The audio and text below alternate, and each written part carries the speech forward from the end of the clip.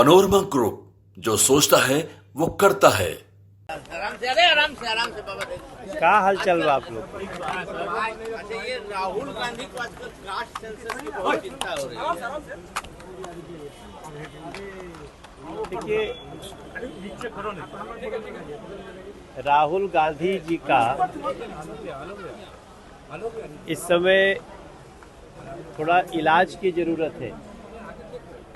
उनका mental health checkup होना चाहिए। सबसे जो चिंता की बात है कि आप दुनिया भर का जात जानना चाहते हैं और अपना जाति नहीं बताना चाहते, ऐसा क्यों? वो कहते, उनसे जब पूछा गया कि आपकी जाति क्या है, तो उन्होंने कहा कि इन्होंने मुझे गाली दिया।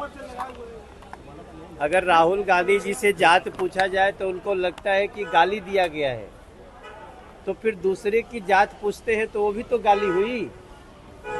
तो वो सबको गाली देना चाहते हैं और अपने को उससे बचाना चाहते हैं। तो मैं समझता हूँ ऐसे व्यक्ति का मेंटल हेल्थ चेकअप होना चाहिए। ये देश अपनी प्रतिभाओं से जिसको जो आगे बढ़ना होता है बढ़ता है, और इस देश के हर बच्चे में प्रतिभा है।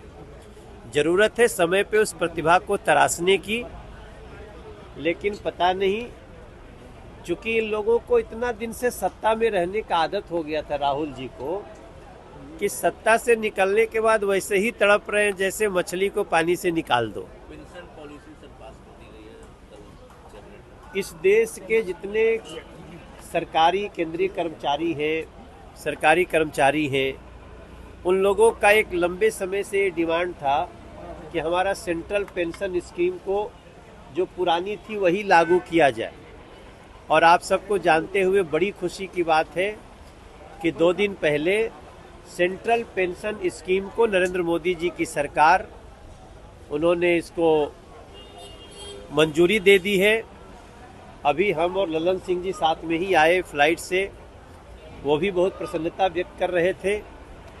और मैं समझता हूँ ये देश के जितने सरकारी कर्मचारी हैं उनके लिए बहुत ही खुशी की बात है कि जो भी सरकारी कर्मचारी की जब नौकरी खत्म हो रही होगी या जब वो छोड़ रहे होंगे, तो उसके 1 साल पहले जो उनका वेतन होगा उसका 50% उनको पेंशन के रूप में मिलेगा।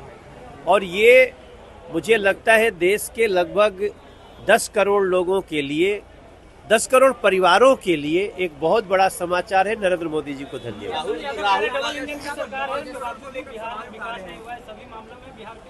बेरोजगारी, महंगाई और भी कई सारे मामलों को उठा रहे हैं।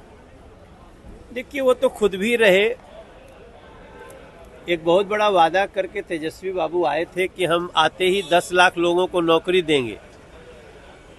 काफी 2.5-3 साल रहे, तो 2.5-3 साल में कम से कम 5 लाख को तो दे देना चाहिए था, लेकिन 500 को भी नहीं दे पाए। तो तेजस्वी बाबू को मैं इतने कहना चाहूंगा, देखिए, हम ये नहीं कह रहे हैं कि बिहार के हर एस्पिरेशन को हमने पूरा कर दिया है, लेकिन बिहार बहुत तेजी से विकसित राह पे चल रहा है। और बिहार को इस बजट में 26,000 करोड़ रुपया दिया गया है। अब उसका तो विरोध कर रहे थे तेजस्वी बाबू।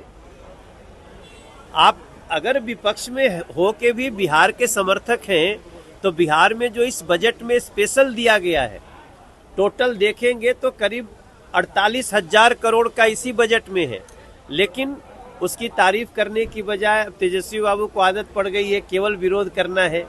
मुझे लगता है जो बिहार को प्यार करता है वो बिहार के हर बेहतरी को स्वीकार भी करे। राहुल गांधी ये जानना चाहते हैं कि अभी तक कोई दलित या ओबीसी मिस इंडिया क्यों नहीं? अरे यार, छोड़ो उनके।